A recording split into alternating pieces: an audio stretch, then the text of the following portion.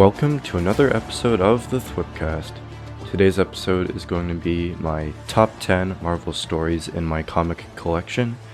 My last episode was my trailer reaction to the Mandalorian Season 3 trailer, so if you have not seen it, make sure to check that out on Apple Podcasts, Spotify, and YouTube.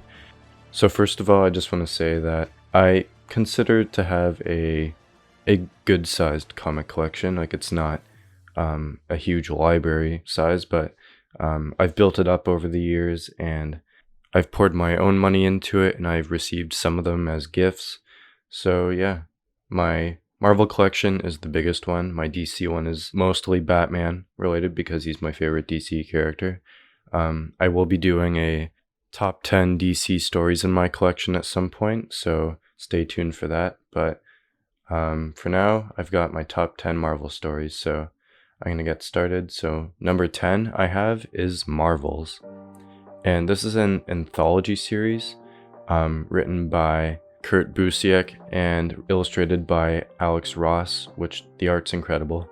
It revolves around the perspective of a newsman named Phil Sheldon, and it takes place between 1939 and 1974. So Sheldon witnesses the rise of the Marvels, or superheroes, as they were coming into creation back when Marvel was publishing the original comics. So he lives in that universe. He's just a bystander that sees all these heroes emerging. So he sees the rise of the original Human Torch. He witnesses the rise of Namor. He sees the rise of Captain America. He knows of the Invaders, which was a team of heroes from the World War II era, go to fight Hitler's army in World War II. He sees the rise of the Fantastic Four, the Avengers, and the XMen, as well as the discrimination of mutants, and the rise of Spider-Man. So after witnessing all of these events, he writes a book in the 70s about what he has seen. Overall, it's a very well-written story. Kurt Busiek is a legend in the Marvel Comics industry. It's an interesting take on the early days of Marvel's characters, and it's unique to Marvel's library. It's very contained, like it doesn't have any connections to anything else. It's just an anthology series, but it's very well done. The art is, again, amazing because Alex Ross makes incredible art. If you haven't seen any of his art, I recommend checking it out. I'm sure you have at some point without realizing it, but Alex Ross illustrated the entire thing, so it looks amazing. Number 9, I have Avengers vs. X-Men. This was a big event for the Marvel Comics. It revolves around a conflict with the Avengers and X-Men, obviously because they're fighting each other. But it starts off with Nova warning the Avengers of the Phoenix Force's arrival, which in the Chris Claremont X-Men era, the Phoenix Force is what possessed Jean Grey, who became Dark Phoenix in the Dark Phoenix saga. Hope Summers, who is a descendant of Scott Summers, is the target of this Phoenix Force, and the Avengers want the X-Men to hand Hope over to them so they can place her into protective custody and stop the Phoenix Force from causing any damage. The X-Men don't like that. They want her to be with her own kind, and a war breaks out. There's many battles, and the Phoenix Force impacts many characters.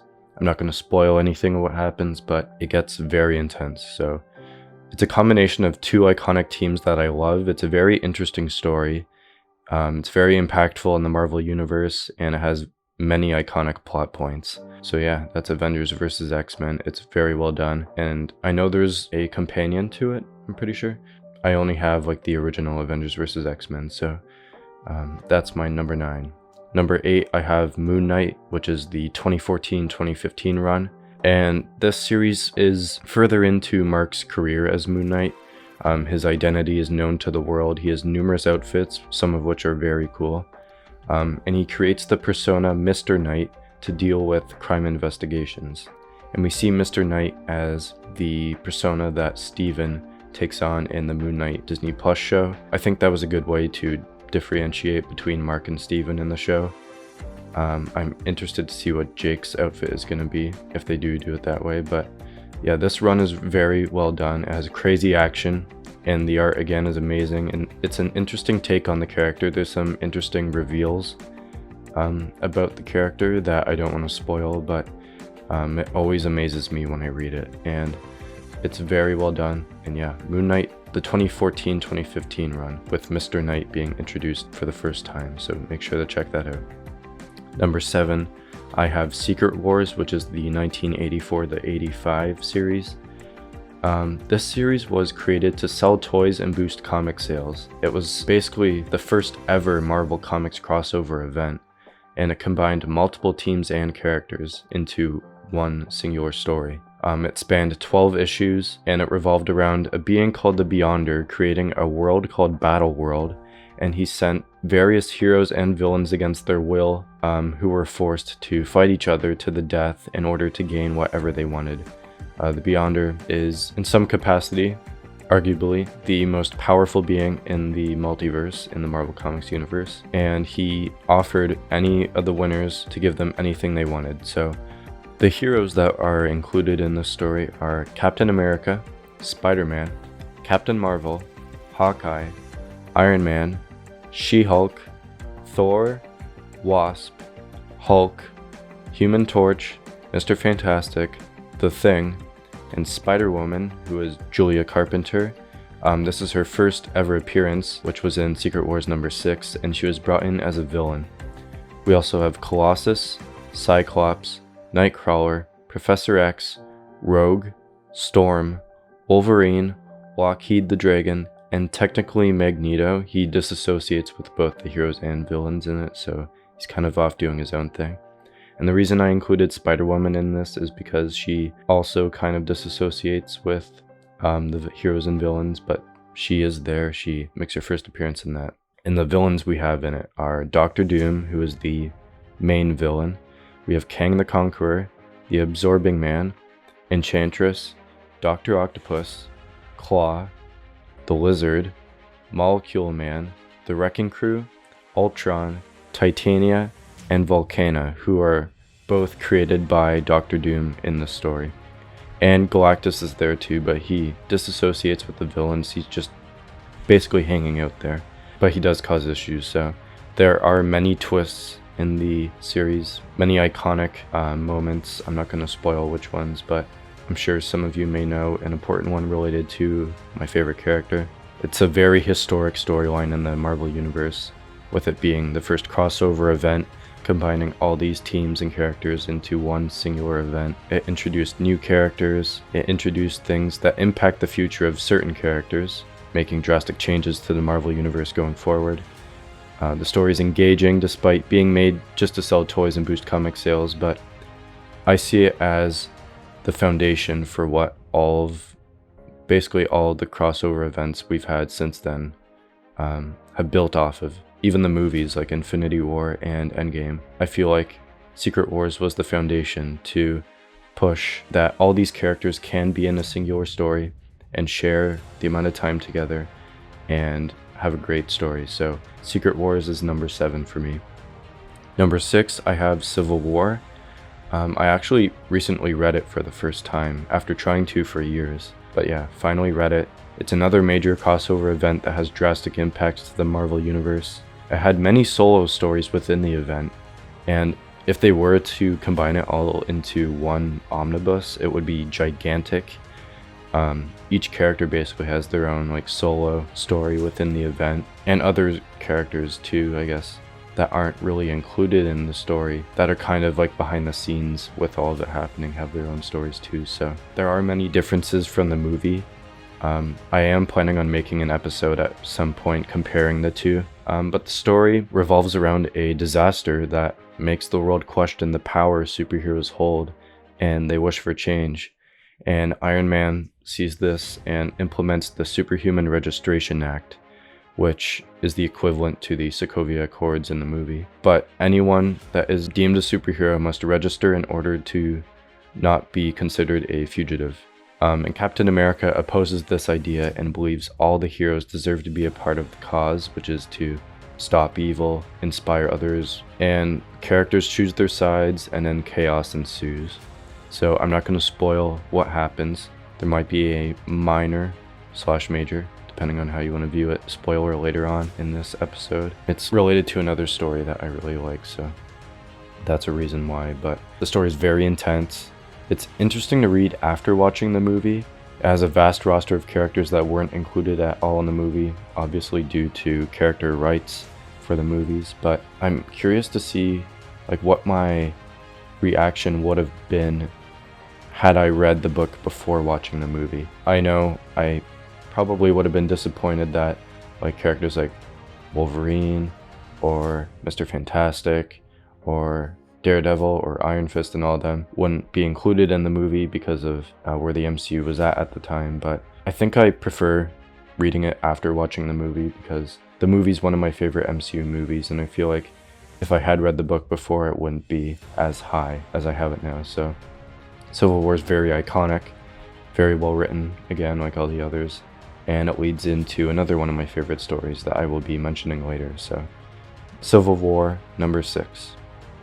Number 5, I have Annihilation, and this is a cosmic Marvel event. I personally view it as a storyline that the MCU should adapt at the very end of their run. The title proves why it should be, but it's basically the end of all that is in the Marvel Universe. So the event is split into various formats. It again has the solo stories within the event, and there's also the culminating event. The main characters are Nova, Silver Surfer, Drax the Destroyer, Super Skrull, Thanos, and Ronan the Accuser, and the villain is Annihilation. He's been around for a very long time. He's been a villain for the Fantastic Four, the Avengers, and in this he's basically just the villain for the entire cosmic side of the Marvel Universe. So I can't wait to see Annihilation adapted into the MCU. For some reason, when I read the series, Michael Shannon's voice was the voice in my head when I was reading his lines, and after this, like, I believe he would be a perfect actor for the role when they bring him into the MCU.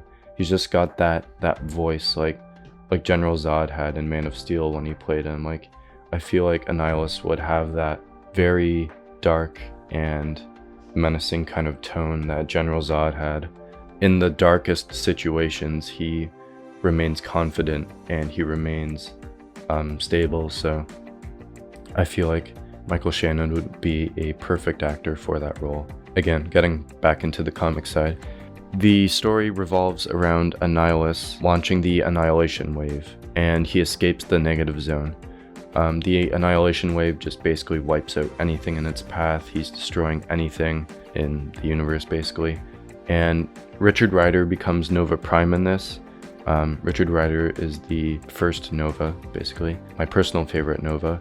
He's also my personal favorite character from the entire series. He's a badass in it, and it's basically him at the front of this team that's put together to fight Annihilation. So the story is very impactful on the cosmic side of the Marvel Universe.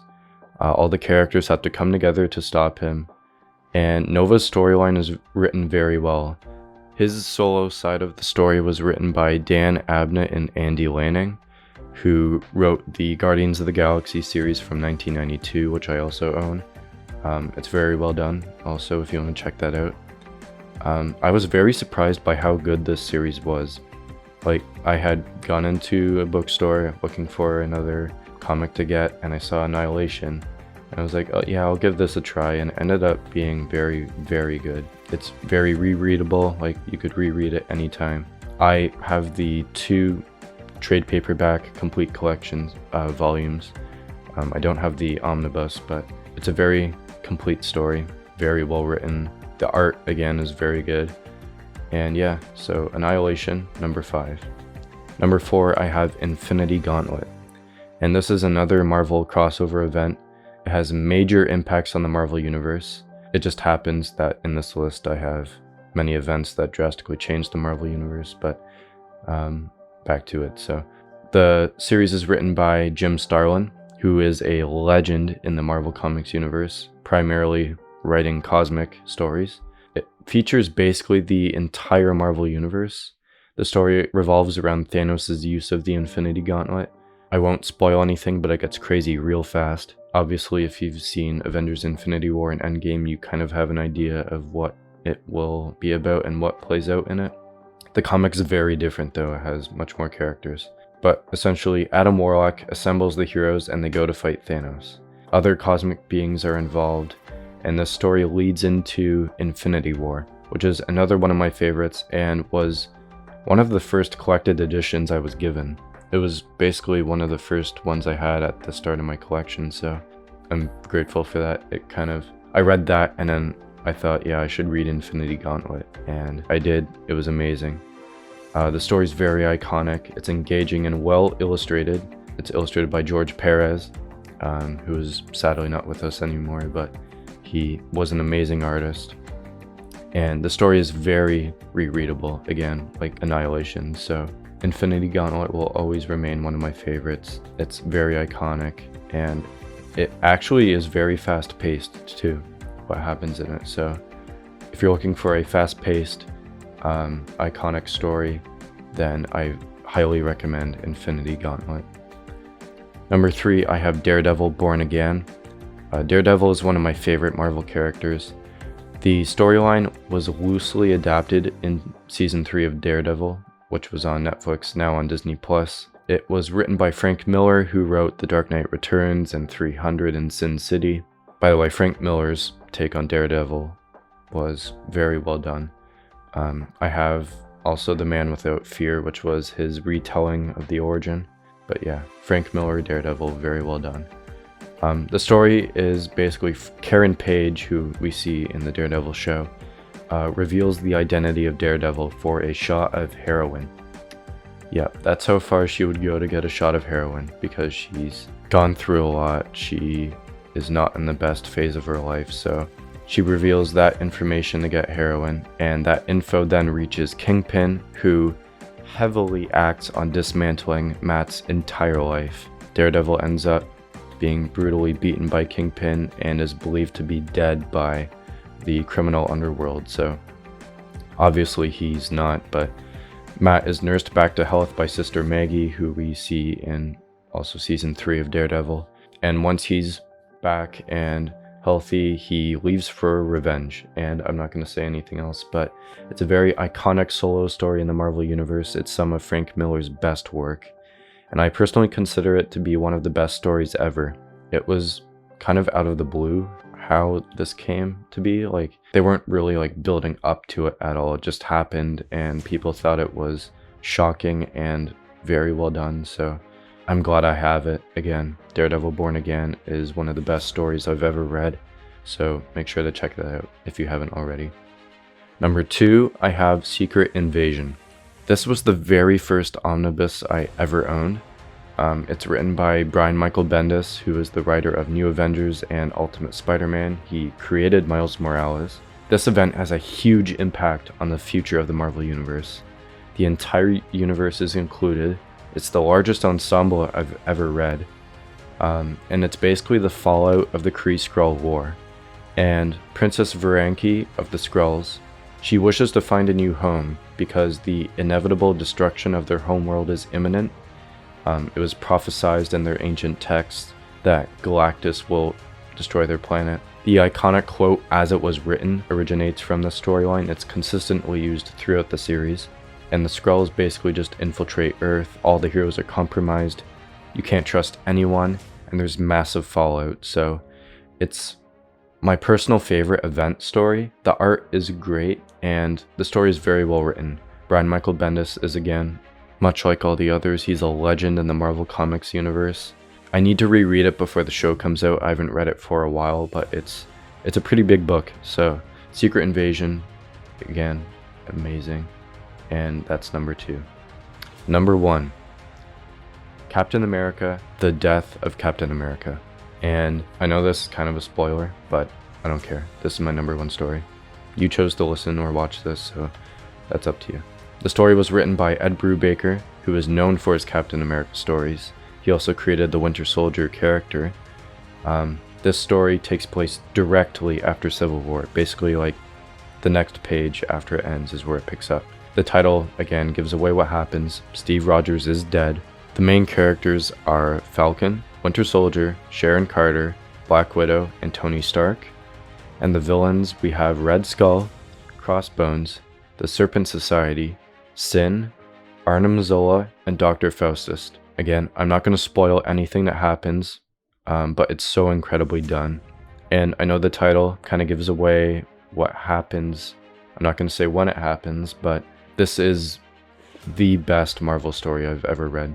Brubaker brought a whole new side to the Captain America character. The art is amazing, and I'll always hold it in high regard. I haven't reread it in a long time, but I feel like I will at some point soon. But yeah, this is another one that I just randomly got one time. Like, I saw it and I was like, this cover looks really cool, and it is an iconic cover too. But I was like, yeah, I wanna see what this is like, because this was like the first Death of book I had too. So I was very interested to see what it was like, and it was amazing. So I highly recommend getting any of these. They're fairly reasonably priced, but yeah, try to get them if you can. I know the Secret Invasion omnibus is pretty difficult to get now. I think it's out of print. But all the others should be fairly easy to find. The Moonight 2014-2015 run you might need to get online somehow, like downloadable, or you just have to get the single issue run for the entire thing. But yeah, make sure to try those out if you haven't already. Some stories I'm working on reading right now are Avengers Forever, Captain America the Winter Soldier, Moon Knight Bad Moon Rising, The Amazing Spider-Man Omnibus Volume 2, Immortal Iron Fist, and Daredevil by Chip Zdarsky. So I will be reviewing those at some point. But yeah, that's my top 10 Marvel stories in my collection. It is growing slowly, but for now, that is my top 10. The top 3 have a high chance of staying the same. The rest may shift around depending on what happens after I finish reading those other ones. But yeah, so that's my top 10. Make sure to subscribe to the YouTube channel THWIP Media to watch the podcast if you haven't already. Make sure to follow me on Twitter at @THWIP_media for news updates or just content updates. The next episode I plan on releasing is my review of The Last of Us episode 1 and 2. So stay tuned for that. And make sure to listen to the podcast on Spotify and Apple Podcasts. Thank you for listening. I hope you're able to find these comics at some point if you haven't read them already. Even if you have read them before, just reread them again. They're very well done. It's a good escape, so make sure to check those out again if you haven't already, or check them out for the first time. So thanks for listening, thanks for watching, and I'll see you all next time.